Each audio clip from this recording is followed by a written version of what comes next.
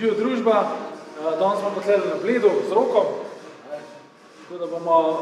večkrat vam pokazali eno stvar, s katero sem jaz na fitnessu dostikrat videl, da je problematična, predvsem za naše ramenske sklepe, ko delamo vadbo za prsne mišice, predvsem, če delamo velike teže. Sicer tle imamo velikih tež, ampak Rok bo za demonstracijo več kot to ne more, tako da pač tako je. Zdaj,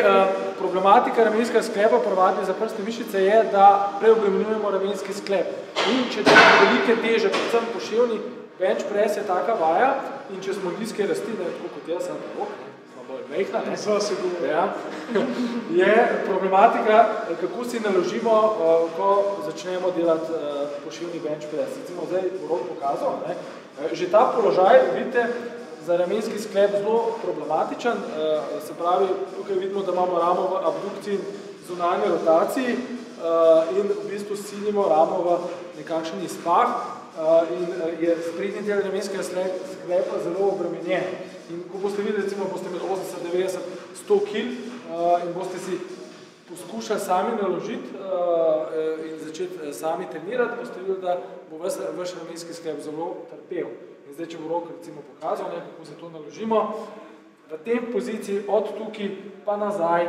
je ramenski sklep zelo kritičen, zelo problematičen in zato vam toplo priporočam, da pri poševnem bench pressu si pomagate s spoterjem, da imate nekoga, ki vam za vam pomaga. Lahko se poslužujete še enega trika, Rok bo pokazal, da zlezete gor in si tako naložite,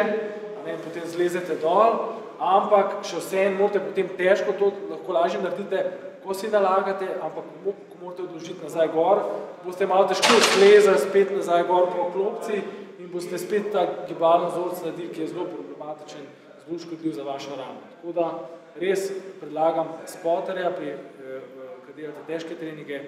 velike teže, definitivno mora biti nekdo zraven, da vam pomaga in tudi tak, ki je sposoben to težo vam varovati.